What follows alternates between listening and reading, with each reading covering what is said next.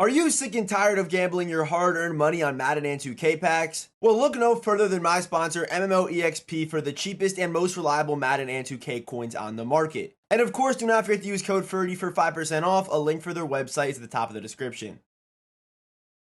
What's going on, guys? Today we have the updated running back tier list. Running back is a position that, there really wasn't that much movement. Obviously, new cards come out, they'll be added to the tier list. Some cards actually did move up a little bit, like Josh Jacobs, because he does get 2 0 AP abilities after, of course, the 6 AP update. And I do feel like at running back, you should have about 1 AP, probably max, on your running back. I think 1 AP on your running back makes sense, if not 0. So obviously, running backs that have that that double 0 AP potential for 2 abilities is really nice. We should get some golden ticket running backs that get this, but right now all we have is Josh Jacobs and Barry Sanders, and of course one more man, which we'll talk about right now. And yeah, those guys are right here. Cordero Patterson, Gus Edwards, and Derrick Henry.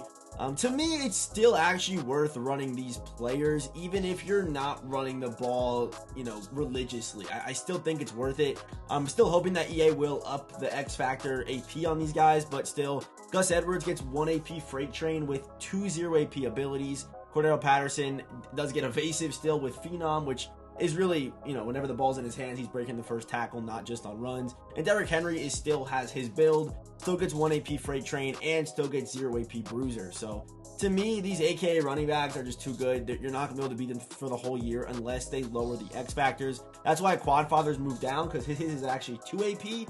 If you're really running the ball like that, Quad Father is still a really good option because his X Factor is still broken. But that's kind of my whole spiel on the AKA guys. They're still the best options right now in the game.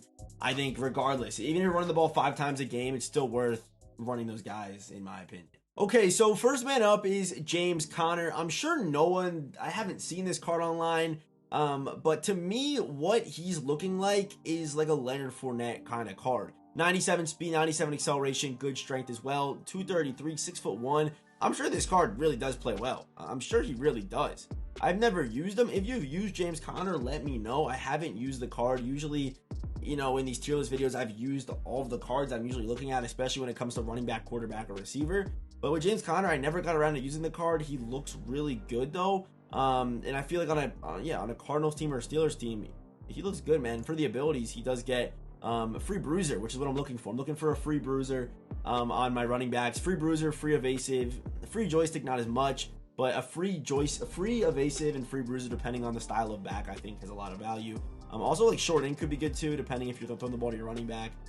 There's things like that I do like. So for James Conner, we're gonna put him down here let's put James Conner at B tier. We'll put him at high B tier though. His card actually does look pretty good there. The next man up is NFL Draft Jahmyr Gibbs. Went to the Lions at pick number 12 with 98 speed, 97 acceleration, 97 agility. Can really do it all as far as being a ball carrier. As a pass catcher, there's definitely room for improvement, as you can see right there.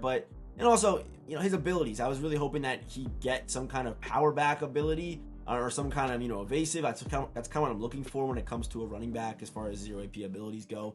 So he doesn't get that. Doesn't get free joystick, which if you're on last gen is actually still really, really good. So Jahmyr Gibbs, we're going to throw him down here with like Tony Pollard, but still decent size, 5'11". I like that height, 200 with good speed. Jahmyr Gibbs definitely going to be A tier. And next up is the other rookie first round running back, and that is Bijan Robinson. Pick number 8, 98 speed, 222, 6 foot. So he's a better build than Jahmyr Gibbs. Also a better pass catcher than Jahmyr Gibbs, and also does get better abilities than Jahmyr Gibbs. In my opinion, stack it, like having him getting armbar and bruiser at the same time makes no sense.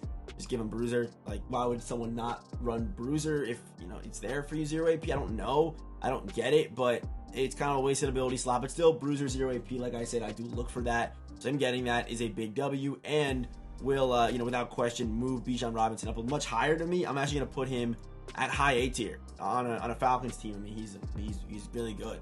He's really good. So next up we have Emmitt Smith, and if you watched my gameplay on Emmitt Smith, you guys know the title. If you saw the video, yeah. I mean, I like this card, man. I think he's good. I think I was just my frustration from playing this game was let out in that video, and it's clear. But Emmitt Smith, great stats, good pass catcher, and also does get those that, that free evasive, also free backfield master, free human joystick. Of course, only one ability slot. And that's where there's going to be a lot of value. Like you see a guy like Barry Sanders up there at S tier. He gets 2 0 AP abilities, which is what golden tickets are going to get. Which is kind of funny that we I don't know, it's just funny that they randomly gave like Game Changers golden ticket abilities and Ring of Honor golden ticket abilities. I'm surprised there isn't even like Gus Edwards, like a random AKA drop.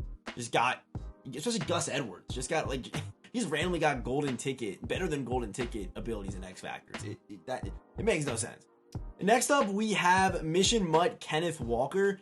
And Kenneth Walker cards, I really do like them. I don't think have I done a gameplay yet on a Kenneth Walker card this year? I don't think I have. I think he's always had the short end of the stick, but 99 speed, 97 acceleration, can really do it all. I wish he had a little bit higher stiff arm. Stiff arm to me, I'd rather a card have a better stiff arm than a truck, especially this year with, the A button spamming. I like having that stiff arm. But 94 short route running. I also like his height, 5'9". That's why I like Barry Sanders so much, a shorter running back. Kind of get through those holes. The strength, a little bit low for a guy who, he's also elusive, but I feel like you want to have that power in his game, especially on his final card. Look at a guy like, James Conner, for example. But for the abilities, he does, the abilities hurt him a little bit. Because again, I'm looking for either that free evasive or that free bruiser. But honestly, 0 AP tank is also really good, especially if you're playing on conservative, because you're not going to be able to do it, a juke or a spin, but you can break that tackle if they try to hit stick you. Also, short end's nice. You're someone that likes throwing the ball to your running back. So, Kenneth Walker, definitely without question, in my opinion, he's an S tier option. He's an S tier option right now in this game. We're going to put him up here in front of Josh Jacobs' card. I like that versatility, being able to make guys miss, being able to catch passes. The abilities are good. So, yeah, Kenneth Walker, S tier. And next up, we have out of position, I guess, backyard baller, Derek Stingley, 98 speed, 98 acceleration. Strength's actually pretty good for a guy who's more like a receiving back. They try to make him, but obviously, it's not obvious, but for whatever reason, they like making the out of position running backs really good pass catchers. So there you go. Derek Stingley, 91 catching, can do all that stuff out of the backfield, good release. But honestly, stats don't really matter. It's the abilities that we're looking for here. You want a short end, you want a backfield master, a backfield mismatch. Stats look good though, good stiff arm over 90. COD's there, juke moves there, and here are the abilities. This doesn't matter. 2 AP on an ability. Don't care about it. But backfield master is free, so you have that option. Evasive, if you want to put him in the slot. Even route technician's there for you. So Derek Stingley, good versatility. A good card at 6'1", So Derek Stingley, we're going to put him up here at S tier. And next up, we have 99 overall Travis Etienne. 99 speed, 5'10", 215. I'm surprised, honestly, he's not a better pass catcher, especially on his last card that we're going to be seeing this year, like at least 90 short route running. He had his compass card that obviously played very well. This card is no different, breaks a ton of tackles. Good COD, base 99 COD, good juke, spin. It's all there. The spin doesn't matter, but break tackle. The stiff arm, again, not at 90, but it is what it is. I'm surprised. I feel like this card, he's still really good, but I feel like he could have been a lot better for his final card of the year. And did I show the abilities? I don't even think I showed the abilities. Let me show these abilities. He does get evasive and playmaker if you like going that route, as well as short in and backfield mismatch.